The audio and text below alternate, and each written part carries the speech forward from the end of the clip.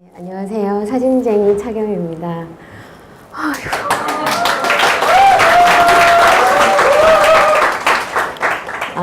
네,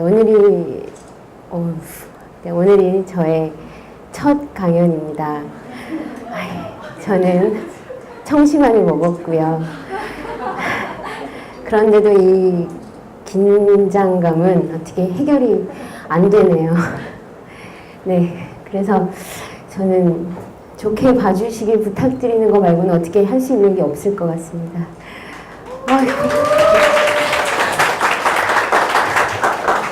네, 제가 준비한 이야기는 인물사진가가 바라보는 세상의 온도라는 이야기입니다. 제가 찍은 사진들로 이루어져 있고요. 제가 바라보는 세상의 온도입니다. 그 온도가 몇 도인지 지금부터 시작을 해보겠습니다.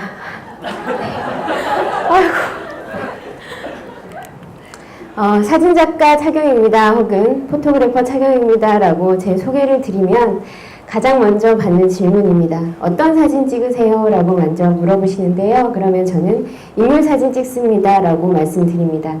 그러면 웨딩, 베이비, 프로필 뭐 찍으시는데요? 라고 물어보십니다. 그러면 말씀하신 그거 모두 다요. 라고 말씀드립니다. 네, 저는 웨딩, 네, 베이비, 프로필, 네, 패션 화보, 네, 공연, 인물이 출연하는 사진을 모두 작업을 하고 있습니다. 그러면 너는 왜 꼭 인물이어야 합니까? 라고 물어보십니다. 이유는 굉장히 단순합니다. 네, 사람의 웃는 얼굴이 좋아서입니다. 웃는 얼굴을 찍고 있으면 제가 행복해지기 때문이거든요. 그리고 또 다른 이유는 제가 아직 인성이 부족해서 사람이 아닌 대상과는 소통하는 법을 모릅니다. 말이 안 통하기 때문이죠. 그만큼 저에게는 소통이라는 것이 굉장히 중요하다는 결론이 났습니다. 그렇지 않으면 좋은 결과물을 만들어낼 수 없다는 결론이 들었거든요. 그래서 지금 현재 인물사진만 진행을 하고 있습니다. 그렇다면 제가 인물과 소통하는 방법이 있겠죠. 그래서 저는 두 가지 정도의 방법이 있습니다. 제가 생각하는 세상에서 가장 따뜻한 사진은 유능한 사진 작가가 찍은 사진이 아니라 사랑하는 사람이 사랑하는 사람을 찍은 사진이 아닐까라고 생각을 하고 있습니다. 그렇다면 저도 누군가를 사랑을 해야만 좋은 따뜻한 사진을 찍을 수 있겠죠. 이렇게 말씀을 드리는 이유는 제가 세상에서 가장까지는 아니겠지만 제가 따뜻한 사진을 찍고 싶은 욕구가 강해서겠죠. 그래서 고민을 하기 시작했습니다. 어떻게 하면 사랑을 해서 따뜻한 사진을 찍을 수 있을까라고요. 그래서 짝사랑에 빠져봐야겠다라고 생각했습니다. 그 방법은 촬영을 하기 전에 사전 미팅이라는 과정을 거쳐야겠다라고 생각했습니다. 많은 포토그래퍼 분들이 사진을 찍으시기 전에 모델과 대화를 나누는 시간을 갖습니다. 그래서 모델이 편안해질 수 있도록 대화를 나누시기는 하는데요. 저 같은 경우에는 직업 모델이나 연기자 분들이 아닌 일반인들을 만나는 횟수가 더 많기 때문에 그 정도 시간으로는 모델을 편안하게 하거나 제가 짝사랑에 빠지기에는 시간이 턱없이 부족하다고 판단이 들어서요. 이 사전 미팅이라는 것들을 진행을 해보니 실제로 일을 하는 실제로 어떤 용도로 필요하세요. 이런 것들을 나누는 대화의 시간은 길어봐야 30-40분이면 모두 끝납니다. 그러면 나머지 시간들은 지극히 사적인 시간들로 채워지는데요. 이때 그 모델분들은 저에게 본인이 느끼는 슬픔이나 행복, 고민들에 대해서 모두 다 전해주세요. 그런 것들이 좋고 싫음의 문제가 아니라 그 얘기가 모두 그 인물의 온도가 되고 그때 전해주시는 표정들이 그분의 이야기가 됩니다. 그러면서 그분들은 저라는 사람을 단순히 포토그래퍼로 생각을 하시는 게 아니라 때때로는 언니가 되기도 하고 동생이 되기도 하고 친구가 되기도 합니다. 그래서 촬영 당일에 때로는 고객이 되기도 하고요. 어려운 관계가 되는 게 아니라 그냥 친구 앞에서 예쁜 척하면서 사진 놀이를 할 수 있는 관계가 되는 것이죠. 저는 그 시간을 통해서 그 사람을 상대로 짝사랑에 빠지게 되는 겁니다. 제가 말씀드리는 이 짝사랑이라는 감정은 되게 거창한 것이 아니고요. 이렇게 이해하시면 쉬울 것 같습니다. 내 조카가 다른 아이들보다 좀 더 귀엽고 예쁘게 보이고 또 내 남자친구가 다른 남자들보다 좀 더 멋있어 보이는 그런 특별한 감정인 거죠. 어떤 관계를 맺고 그 사람을 바라보는 그 감정이 조금 더 특별해지는 그런 시선인 겁니다. 그런데 한번 도전해 보시면 좋을 것 같아요. 그런 특별한 감정을 갖고 그런 시선으로 바라보고 사진을 찍었을 때 그 결과물은 감이 다를 수 있다고 말씀드려보고 싶습니다. 그리고 제가 또 다른 방법을 사용한 것 중에 하나가 그 대상이 일상 속으로 흡수가 되는 방법입니다. 이런 것들은 보통 베이비라는 장르에서 성장 촬영이라고 혹시 들어보신 적 있으실 거예요. 100일, 200일, 300일 이렇게 내 아이가 요만큼 자랐어요 하고 찍으시는 건데요. 보통 베이비 스튜디오에서 많이 촬영들을 하세요. 그런데 제가 생각하는 성장 사진은 그렇습니다. 남녀가 만나 사랑을 해서 결혼을 했죠. 그리고 아이가 생겼습니다. 부모라는 역할이 더해지면서 시행착오들을 겪습니다. 그러면 아이만 성장을 하는 것이 아니라 부모도 같이 성장을 한다고 생각합니다. 어떻게 아이에게 사랑을 주고 어떤 식으로 가족으로 함께 성장을 해가는지 실제적인 이야기를 기록을 해주는 것이 성장 촬영이라고 생각을 합니다. 제가 흡수를 하는 방법은 그들이 가장 편안하게 생각하는 그런 공간에서 그들과 함께 바라보고 그들과 함께 숨쉬고 그들과 함께 움직이는 것입니다. 그래서 그들이 불편하지 않도록 같이 움직입니다. 일정 시간 동안 계속 같이 움직입니다. 그러면서 저는 계속 촬영을 합니다. 실질적으로 데이터를 보여드리면서 말씀을 드려볼까 합니다. 참 예쁘시죠? 이쪽에 앉아 계십니다. 네, 제가 참 좋아하는 분입니다. 사진 작업을 하면서 이분의 이 웃는 얼굴이 이 웃는 표정이 가장 좋다는 걸 발견을 하게 됐습니다. 그래서 말씀을 드리게 됐고요. 이분은 그때부터 이 웃는 표정을 거울을 보면서 수년간 연습을 하셨다고 하세요. 그래서 이분이 본인의 인상이 바뀌셨다고 하더라고요. 그래서 과거에 풋풋했던 본인의 얼굴보다 주름이 좀 생기긴 했지만 지금의 본인의 인상이 훨씬 마음에 든다고, 그래서 과거의 얼굴을 보고 자기를 쫓아다녔던 남자들이 이해가 되지 않는다고 그런 고백 아닌 고백을 해주시더라고요. 그런데 그것이 저는 굉장히 감동스럽고 뿌듯했거든요. 그리고 이것은 한 부부의 기념일에 촬영을 진행했던 컷입니다. 대부분 여성분들은 촬영을 즐기시는 분들이 굉장히 많으세요. 하지만 남성분들은, 특히 결혼하신 분들은 뭔가 촬영을 하자고 하면 설득이 필요한 경우가 굉장히 많으세요. 이 남성분도 마찬가지셨는데 제가 굉장히 여러 번 반복적으로 안면을 트는 과정을 겪었던 거죠. 그래서 제 앞에서만큼은 마음껏 웃으면서 촬영을 하실 수 있었다고 말씀을 하셨습니다.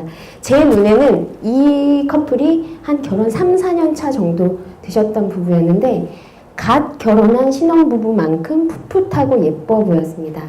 말씀드리고 싶은 것은 어떻게 바라보느냐에 따라서 대상이 좀 더 아름답고 예뻐 보일 수 있다는 것이죠. 이게 말씀드렸던 일상 속으로 흡수가 됐던 촬영들인데요. 실제로 아이들이 이유식을 시작하고 밥을 먹기 시작하면 얼굴에 묻히고 바닥에 흘리고 일도 아니죠. 그런데 스튜디오에서는 이것들이 과연 가능할지 저는 일상이기 때문에, 집이기 때문에 가능하다고 믿고 있습니다. 아이들이 하루가 다르게 큰다고 말들을 하죠. 그러면 엄마 아빠와 함께 실제로 얼마나 컸는지 키재기 놀이를 하는 것도 이들의 일상입니다. 목욕을 하는 걸 좋아하는 아이도 싫어하는 아이도 있습니다. 거품을 얼굴에 묻혀서 웃고 있는 것도 이들의 놀이이지요. 아이가 방귀를 낍니다. 엄마 아빠가 그것에 놀라서 약간 저를 보며 민망해하면서 웃고 있습니다. 하지만 이것도 엄마 아빠에게는 행복입니다. 이것들이 스튜디오가 아닌 본인들의 가장 편안한 온도인 공간이었기 때문에 가능하다고 저는 아직도 믿고 있습니다. 이건 좀 더 다른 시각인데요. 맞벌이를 하지 않는 두 아이를 키우는 엄마의 하루를 제가 온전히 기록을 했던 작업이었습니다. 이걸 기록하면서 저도 엄마라는 사람의 일과가 이렇게 바쁘구나라는 걸 새삼스럽게 알게 됐었습니다. 그래서 이분에게 너 참 대단하구나라고 해서 결과물을 줬었던 적이 있는데 우연히 어떤 아이 엄마가 본인의 자존감이 너무 떨어져서 자신이 아가씨 때의 자존감을 찾고 싶다며 개인 화보를 의뢰했던 적이 있습니다. 그런데 아까 말씀드렸던 것처럼 사전 미팅 통해서 제 앞에서 펑펑 우시더라고요. 그래서 그 하소연을 들어봤더니 남편분이 넌 집에서 도대체 하는 일이 뭐니? 무슨 일을 하는데 나가서 돈 버는 나도 힘들다는 소리를 안 하는데 네가 무슨 일을 하길래 그렇게 매일 힘들다고 말을 하니? 라고 말씀을 하셨대요. 그래서 제가 아시다시피 저는 웃는 얼굴을 찍어야 하니까요. 좋은 결과물을 내려면 그 전에 이미 이분을 조금 치유를 해드려야 하겠다는 좀 필요성을 느껴서 신뢰가 되지 않는다면 남편분께 제가 몇 장을 좀 보여드려도 될까요? 라고 말씀을 드렸습니다. 그래서 이 어머니의 일상을 찍었던 사진을 시간대별로 몇 장을 추려서 간단한 메모와 함께 남편분께 전달을 드렸습니다. 당신의 아내분의 사진은 아니지만 당신의 아내분이 이 어머니와 별반 다르지 않은 일상을 보내고 계실 겁니다. 당신과의 차이점은 당신은 성과를 내는 일을 하고 계시지만 이분은 성과조차 내지 못하는 일들을 매일매일 반복하고 계십니다. 그리고 당신은 그나마 말이 통하는 사람들과 하루 종일 부딪히며 일을 하고 계시지만 이분은 말조차 통하지 않는 사람과 하루를 매일 설득하며 모든 시간들을 보내고 계십니다. 그러니 무슨 일을 하느냐고 묻지 마시고 넌 참 고생하고 있구나. 넌 참 고맙다 라고 좀 다독여 주시면 당신의 아내분이 조금 더 웃으실 수 있을 것 같습니다 라고 메시지와 함께 보내드렸던 것 같습니다.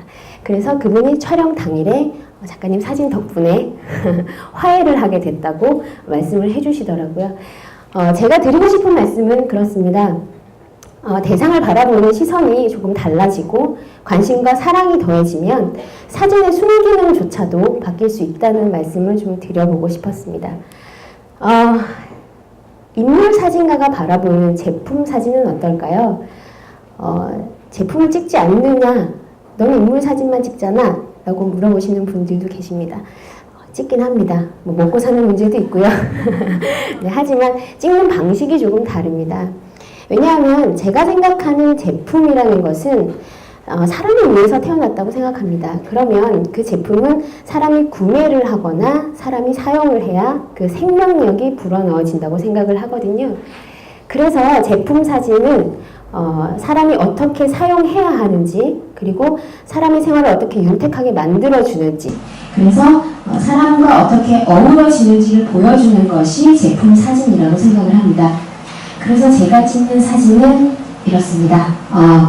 이것은 여성분들은 다들 아실 거예요. 브런치라는 메뉴죠. 네, 커피숍에 한 번씩은 다들 있는 그런 브런치입니다. 그런데 이 브런치가 제가 찍으면 이렇게 됩니다. 아이가 있고요. 네, 본의 아니게 간접 광고를 좀 해야 할 것 같습니다. 네, 이것은 제주도에 있는 하루 이수다라는 카페에서 파는 하루 브런치입니다. 가게 이름이 하루 이수다여서요. 브런치 이름이 하루 브런치가 됐습니다. 아이를 넣은 이유는요. 저는 메뉴라는 제품으로 보지 않고 메뉴를 컨텐츠로 봤습니다. 그래서 저 아이의 이름이 이하루입니다. 그래서 하루 이수다에 있는 하루 브런치를 이하루라는 아이가 소개하는 장면입니다. 그러니 와서 한 번들 드셔보시라고 권해보는 장면이죠. 그냥 제품만 있는 것과 사람과 함께 어우러져서 제품이 있는 것의 차이를 보여드리고 싶었습니다. 네. 자, 그러면 제가 이제까지처럼 개인과 개인 혹은 소규모의 집단 그런 곳에서는 일일이 사랑에 빠지거나 일일이 시선을 맞출 수가 있겠죠. 하지만 지금 이 자리처럼 여러 사람이 계시는데 일일이 사랑에 빠지기에는 저도 벅차겠죠. 너무 많으시니까요. 그랬을 때 저에게는 이럴 때 어떻게 하면 좋을까요? 우리는 행사 사진이라는 것이 그 행사의 내용을 기록하는 것, 그것들을 확인하는 것에 익숙해져 있습니다. 물론 그것들이 기본적으로 들어가 있겠죠. 그런데 저는 이 행사를 주최하는 사람들, 그리고 이 자리를 빛내주시는 사람들을 기록하는 것에 조금 더 중점을 두는 것 같습니다. 결국에는 사람에 초점이 맞춰져 있는 것이죠. 그래서 이 사진은 결혼식 사진입니다. 보통 결혼식은 신부들이 포토그래퍼를 찾아옵니다. 그런데 이 경우 친정 엄마가 포토그래퍼를 찾았습니다. 신부가 외국에 살아서였는데요. 그런데 유독 이 장면에서 저는 셔터를 굉장히 많이 눌렀던 것 같습니다. 친정 엄마가 딸을 바라보는 장면이었어요. 그런데 저는 좀 사람의 눈빛이나 표정을 보고 감정이입을 좀 많이 하는 편인 것 같습니다. 뭐랄까요, 딸과 떨어져 산 시간이 길어서 뭔가 애틋하다고 할까요? 좀 그런 느낌이 많이 들기도 했고요. 따님이 나이가 좀 많은 상태에서 시집을 가셨어요. 그래서 뭔가 밀린 숙제를 하시는 듯한 그런 후련함이랄까요? 그런 눈빛이기도 했고요. 그리고 또 한편으로는 제가 아직 시집을 못 가가지고 저희 엄마가 상심이 크십니다. 그래서 만약에 내가 시집을 간다면 우리 엄마도 저런 표정이지 않을까, 좀 그런 감정이입이 되기도 했습니다. 그런데 아니나 다를까 제가 감정이입을 했던 것들은 항상 반응이 있더라고요. 결혼식이 끝나고 이 따님분에게서 연락이 왔습니다. 제가 평생 엄마 사진을 크게 간직하고 싶은 적은 처음이었다고요. 이 컷을 보고 그런 연락이 왔습니다. 별 임팩트가 없는 컷이라고 보여지실 수도 있으세요. 팔순잔치였습니다. 팔순잔치에 함께 자리를 빛내주셨던 친구분이셨어요.